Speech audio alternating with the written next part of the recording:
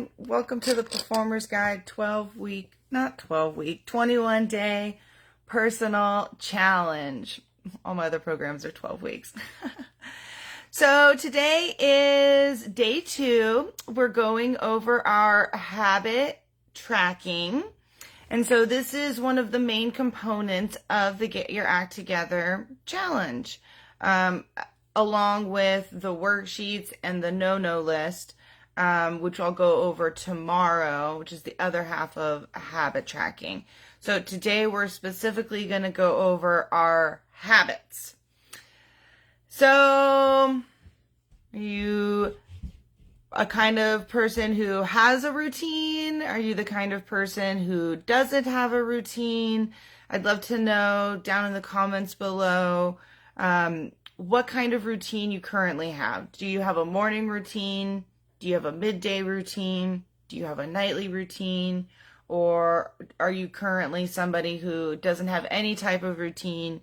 You just let the day take you by the pants and take you through the day. I'd love to know where everyone's currently at with that. And today we're going to focus on creating our habits.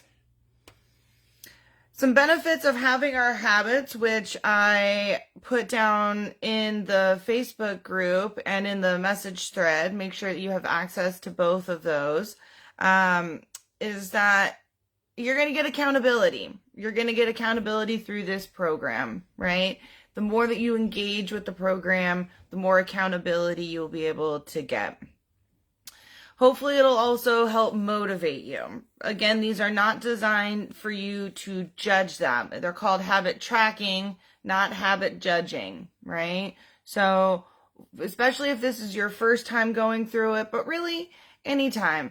When we're going through our habit tracking, it's not designed to judge ourselves. It's designed to motivate us to optimally make choices that are in our best interest, and then have a way to reflect back and look and see where our habit loops are, which we'll go over later. The next is you're going to have more self-awareness. So by doing this, you're going to, again, physically see what has happened over the past month, and you're going to see just where your improvement could be, where your growth edge is. The next is going to help with your productivity.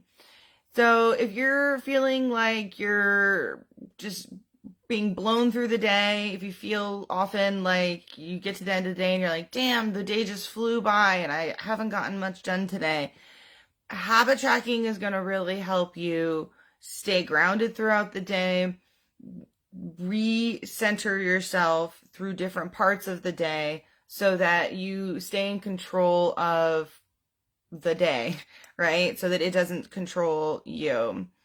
Habit tracking also helps to improve your well-being because you're going to be tracking it. And by tracking it, we're not judging it, but we will naturally want to optimize it. And so through that process, we will start to feel better. We'll start to look better. We'll start to have more energy, more motivation. And by the end of this program, you should feel better than you did at the beginning. And most importantly, you're going to have better time management. So if you're feeling like you're being blown through the day and you're not able to get much done, we're going to tap into that and really start time blocking, time management. There's that little hair that's been on my face. Time blocking, time management, task management to make sure that you are able to get the things done that you set out to achieve in the day. Yeah.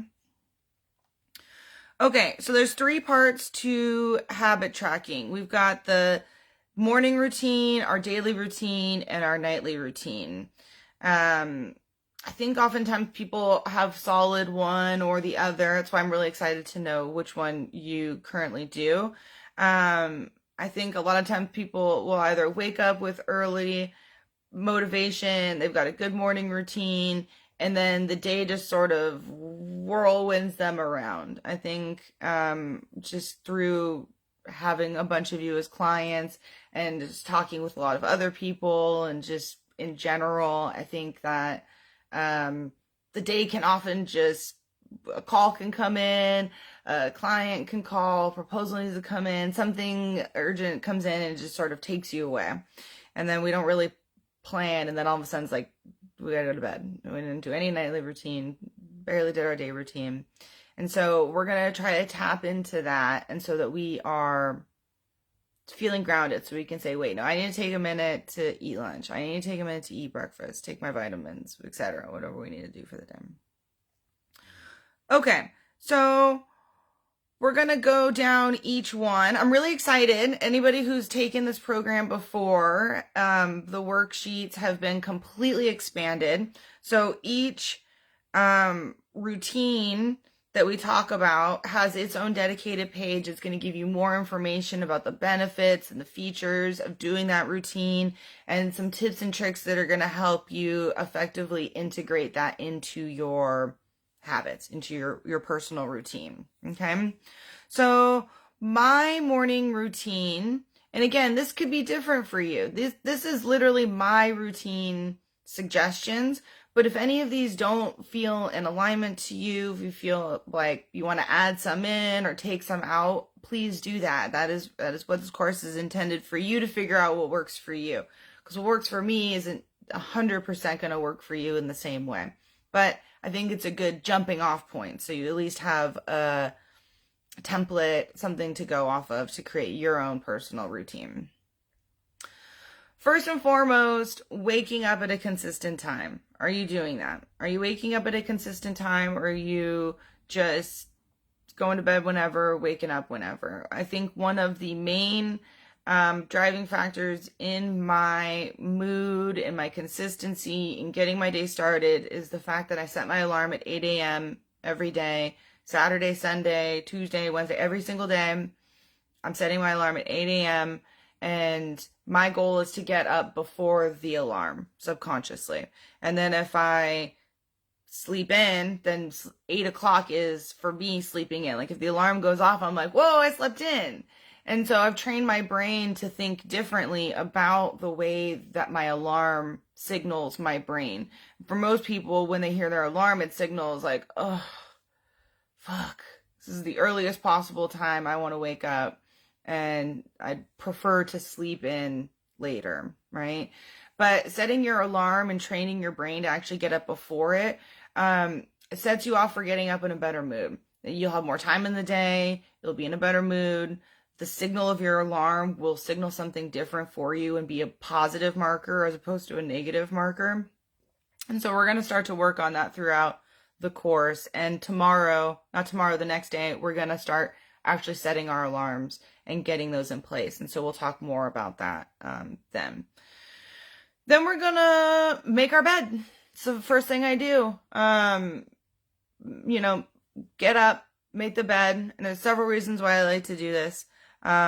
One, they say that it helps you accomplish something right away, right? If you can accomplish making your bed, you've already accomplished something for the day. And if that's the only thing, then there you go. And if it's the first of many things, then it helps set you up for success throughout the day.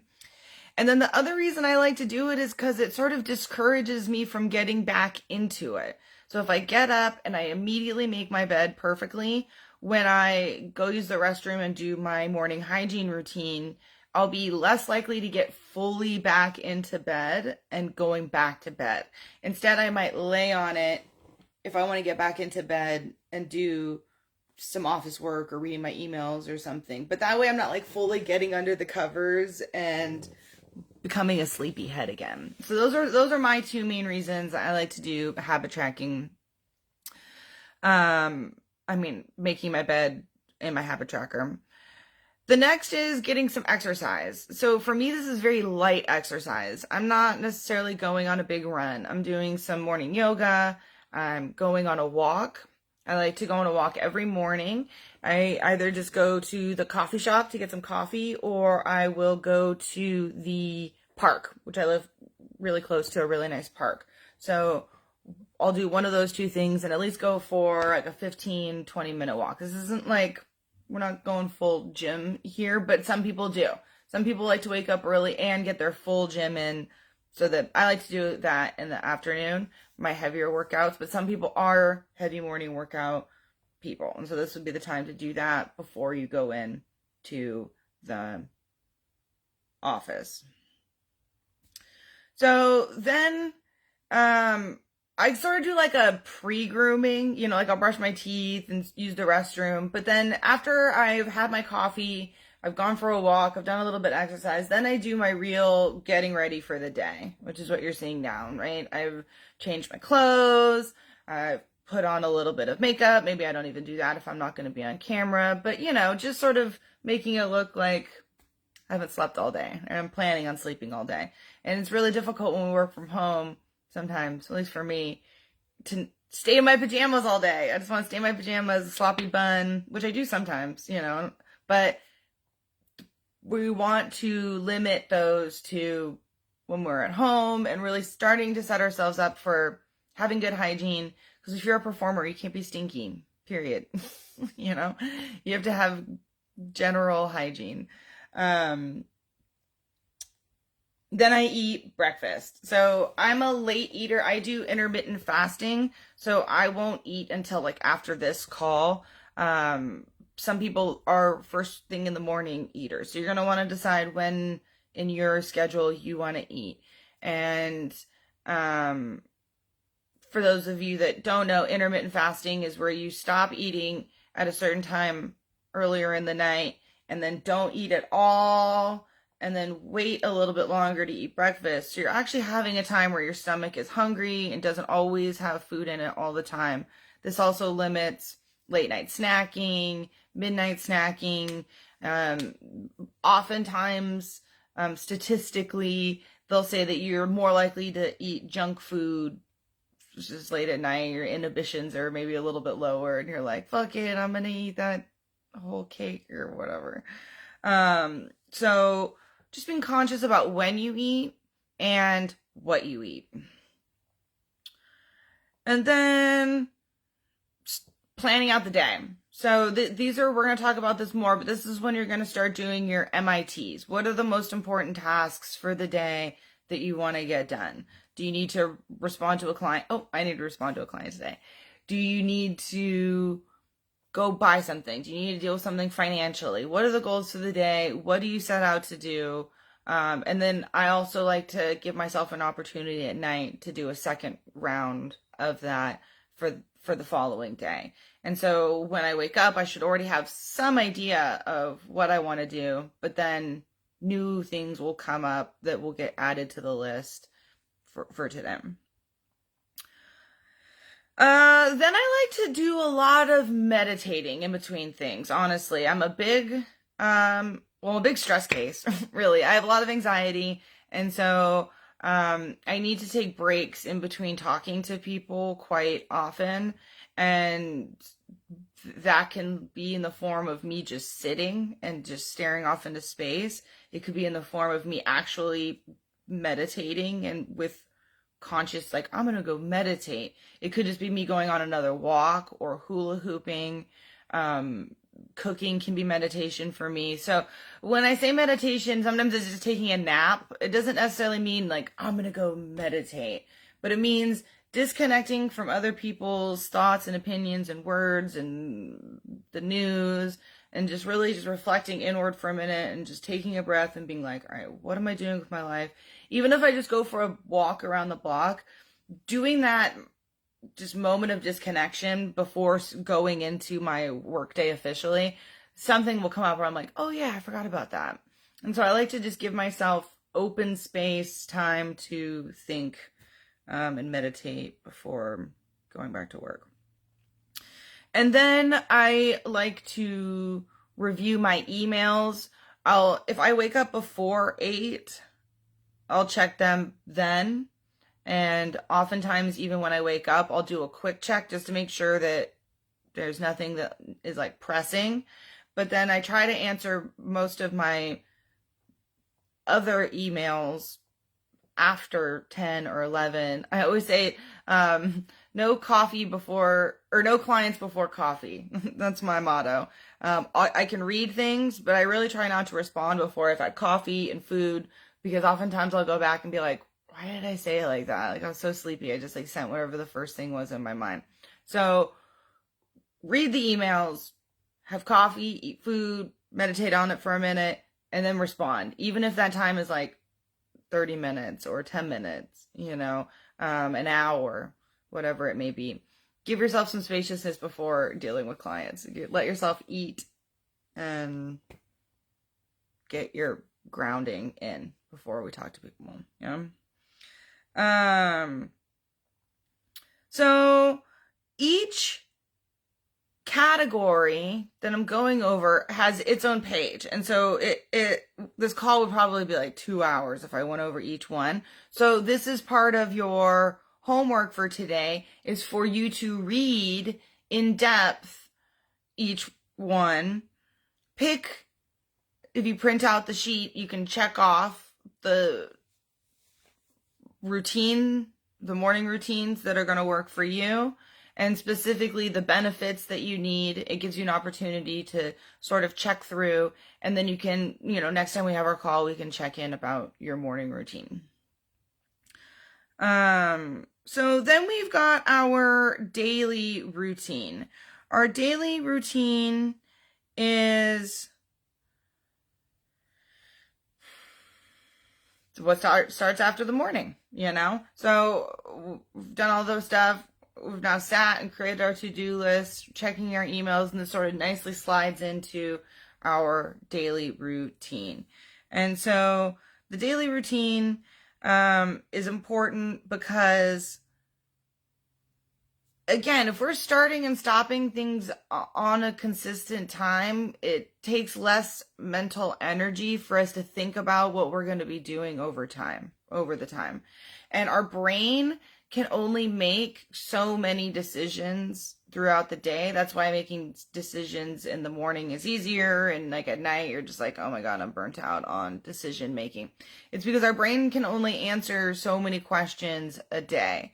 It can only process so much information a day. And so if the information that we're trying to process is, what am I going to be doing next? You're going to spend so much of your time figuring out what you're going to be doing next instead of doing the thing that you're trying to figure out that you would be doing, So it's ingrained in me. My body is now just like, okay, 10 a.m. I go to work. I just feel it in my body. It's like, oh, if, 9:45, I'm like, what am I not at work already? It already feels like I should be going, and oftentimes when my alarms go off, again, the goal is to be doing the things before the alarm goes off. And so I know, if my alarm goes off, that's reminding me to have this call, and I'm already getting ready, great, I'm in the flow, and I know that that's a good alarm and routine setup for me.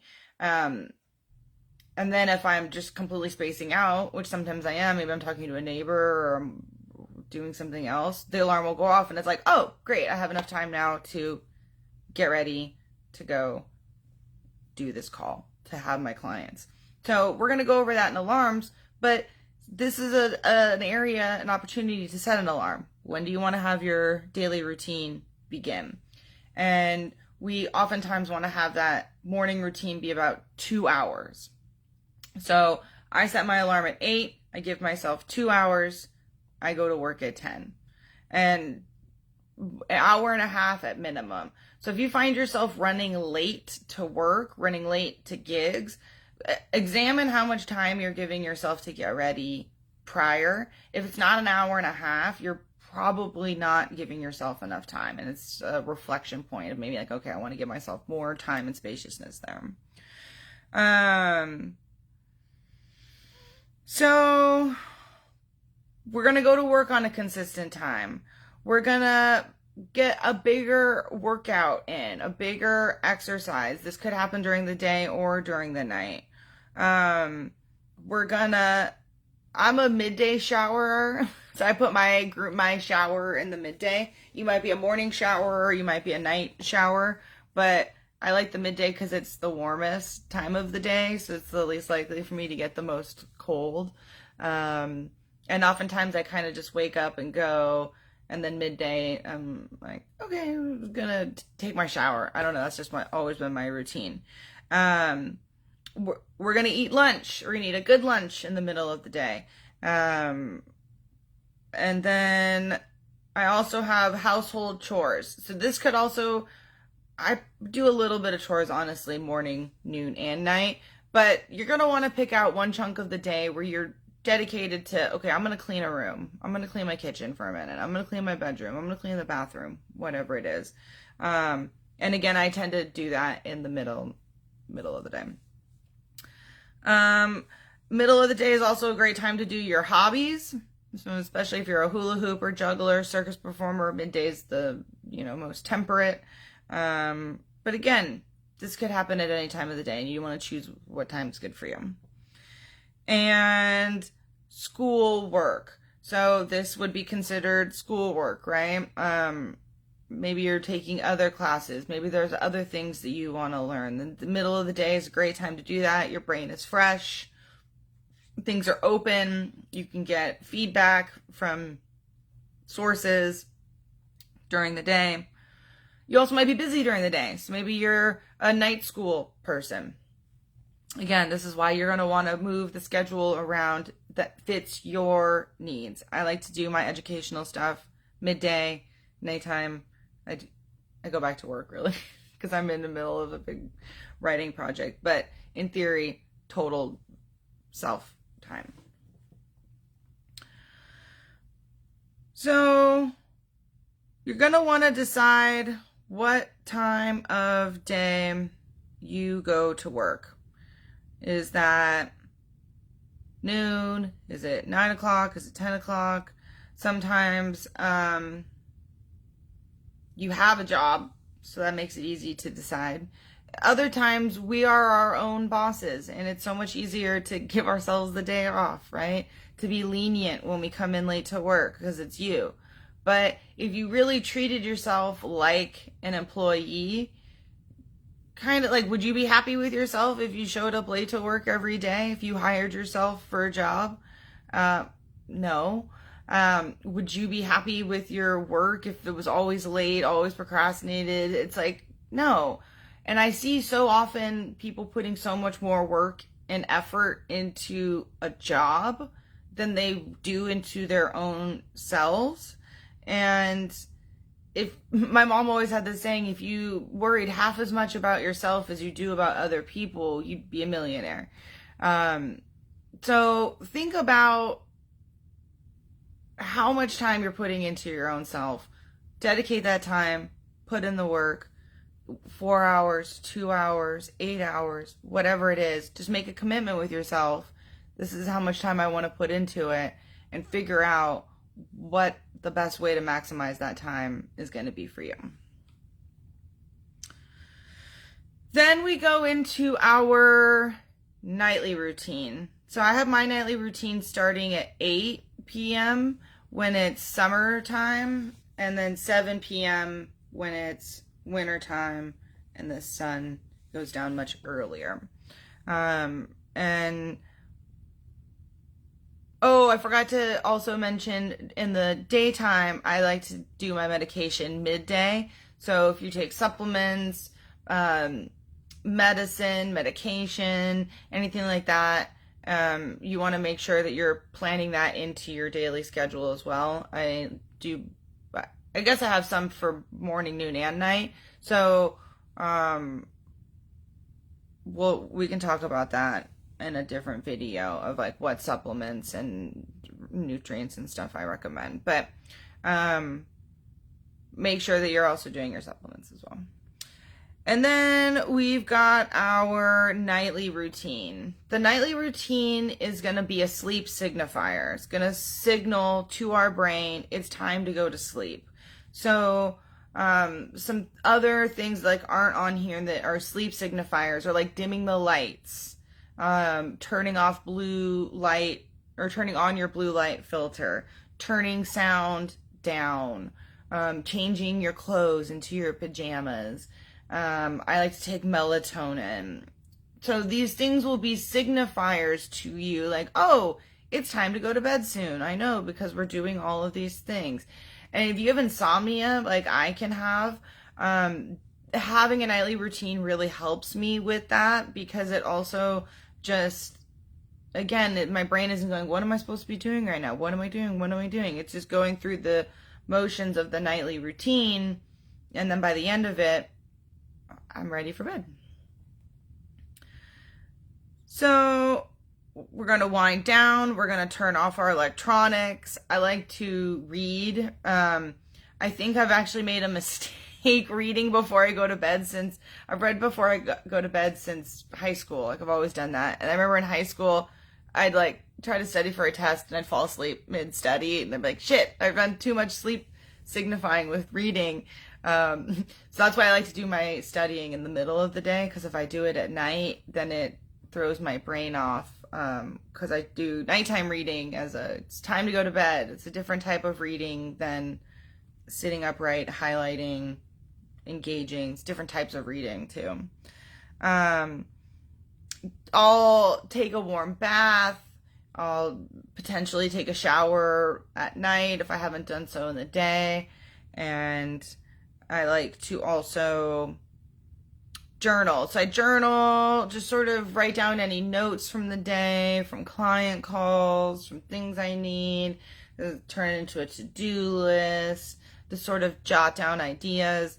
If you're a formal journaler, journalist, then write, get your thoughts out, because again, if it's in here, you're gonna be up all night because your brain's trying to remember those things. It's like trying to grab onto them. So write all those things down. I love to keep a notebook by my bed. If I'm having insomnia, we're gonna write down the notes. And there's a whole sleep module. We're gonna talk more about sleep and getting good sleep, but having a journal by the bed, taking melatonin, doing all these sleep signalers are gonna help with our sleep. I also like to prepare for the next day like a mom would. I like to plan out my clothes, especially if I have a gig the next day. This is especially if you have a gig the next day. Do the prepping for your food the day before. Make your meal, make your lunch, put it in the lunchbox like a kid. Prep all of your costuming. That's going to take so much time and stress away the day before, because the day of a gig, stuff comes up. Always. It's like always like, oh shit. Or like when you're packing for your gig, you're like, oh shit, I have to wash all these clothes. I didn't realize that this smelled terrible and I didn't pull it out of this bag or whatever. If you do it the night before, then you can mitigate all of those mistakes beforehand and then be ready for the new incoming pre-gig emergencies that are bound to come. But also just in general, if you plan ahead the night before, it's just less stress at night, and then the day you go, okay, I already know what I'm wearing, just put that on. Sometimes I'll even go as far as to actually putting on the outfit before going to bed. Like I do that for the airport. If I know I'm going on an early AM flight, I fully pack my lunch, my suitcase, everything is 100% packed by the door. My clothes are laid out.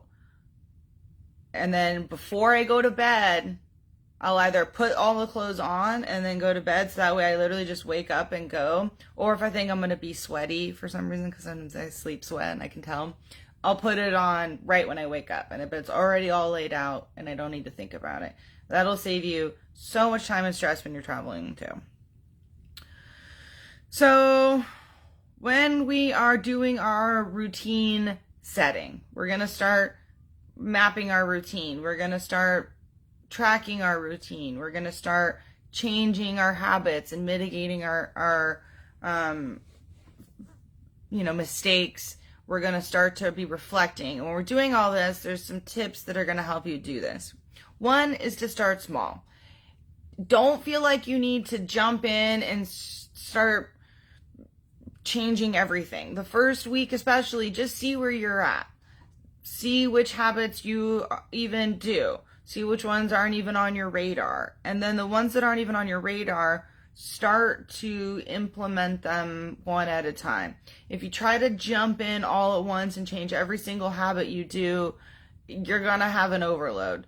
It's going to not reflect the way that your life is currently run. We want to start slowly shifting and reflecting so that the way we internally are reflects the way we externally are. The next is to be consistent. That's why this is run as a 21-day in a row program, is because consistency is key. Consistency really does matter, especially with our habits. This is based on a concept called a 2190, which is if you can consciously focus on something for 21 days and then subconsciously still focus on it for the next 90 days and integrate it into your routine, it'll literally just become part of who you are, the core of yourself. And so same thing like with me getting up at 8 a.m. I wasn't always someone that got up at 8 a.m. I consciously made a choice that I want to wake up at 8 a.m. First few weeks was like, holy shit, I'm doing 8 a.m., huh? I chose that. And then the next 90 days, it was like, oh, okay, alarm goes off, I'm feeling good about it. Now I'm waking up before the alarm. It's like, oh, it's silly alarm. So that's the point of the challenge. And it really comes with consistency. And we can find things that we're not being consistent on and start to work on them. Have fun. This is not a judgment-based course. This is not, this is designed to have fun. This is designed to help us just be the best versions of ourselves. I can see sometimes people come into this like, I'm going to be the best. I'm going to do it the hardest. And by the end of it, they are burnt out and they did not have fun doing it. And they just like treated it like a chore. It can work sometimes if you're really trying to get somewhere, but most of the time it's going to stick and last longer if we have fun, if we take it easy, and if we just enjoy ourselves.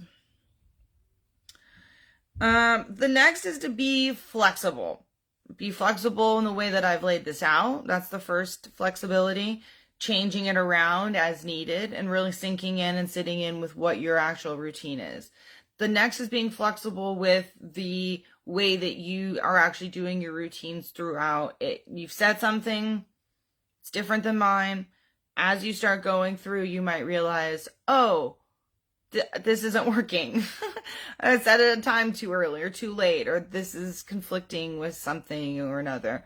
Like today, I realized that the way that I've set up the calls conflicts with the way that I've set up my private coaching, and that I need to move my private coaching adjusted a little bit so that these aren't literally at the same time. And so I'm not going to be upset with myself for messing up and not figuring that out. I'm like, oh, great. This is an opportunity for growth, opportunity for me to shift the routine, the new routine that I've just created to better fit the needs of my new programs, of my clients, of my needs.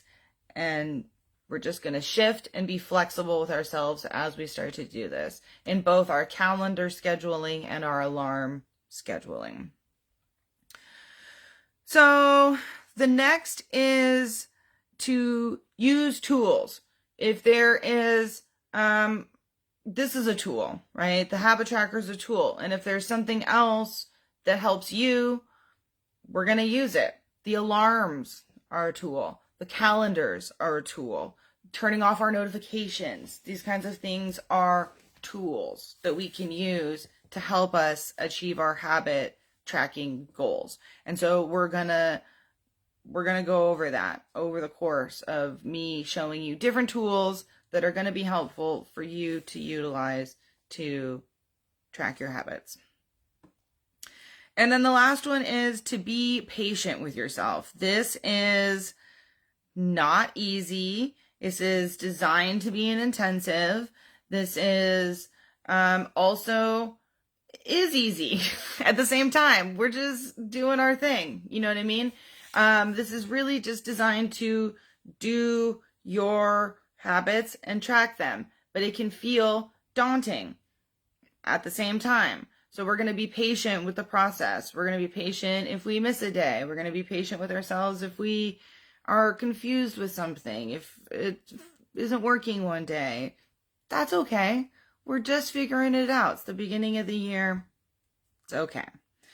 So that's the basics of habit tracking. You've got two options. They're both listed there. There's a blank habit tracker and you can physically print it out and write on there. Or there's a habit tracker checklist, that is digital. You're going to want to make a copy of the digital one. Make a copy of the printed one. Whichever you want, you're going to want to make copies of these for your records so that you have them. You're not going to be able to edit into my template directly. At least I hope you can't. And you're going to want to make copies to use for yourself. And then that way, at the end of the program, we can all share with each other our habit trackers. Okay? Tomorrow, we're going to go over the no-no list. The no-no list is the other half of the habit tracking. Habits are things we want to start. The no-no list are things we're going to want to take out of our routine. So tomorrow, we're going to go over the top 8 actions that we're going to want to track and monitor, limit, and make sure that we are not spending our time with time wasters, things that aren't actually leading us towards our goals, things that are detracting us from our goals. Yes? So I'm so excited to be doing this program with you all. By this point, you should have access to the Backstage Pass group, which you do if you're watching this video. You should have access to the Get Your Act Together workbook, the printable handbook, which has got day 1 right there. And then it's got the whole calendar layout of every single day's worksheets. So you're going to click on day 2, habit tracking, which will take you to the worksheet that's got all of the different habit tracker information. Print them out so you can have those as reminders for you. You can put them up in places that'll remind you to do your routine. You know, I personally have a little clipboard that I use to put up important information from courses that I'm taking that I want to review for the week. So that might be helpful for you. Print it out, stick it on a clipboard, stick it in a notebook some way that you can easily access it throughout the program and remind yourself of the habits that you're trying to work on. So tomorrow is the no-no list day, and I will see you here in the Backstage group around 10 a.m. for us to discuss our no-no list. Have a great day.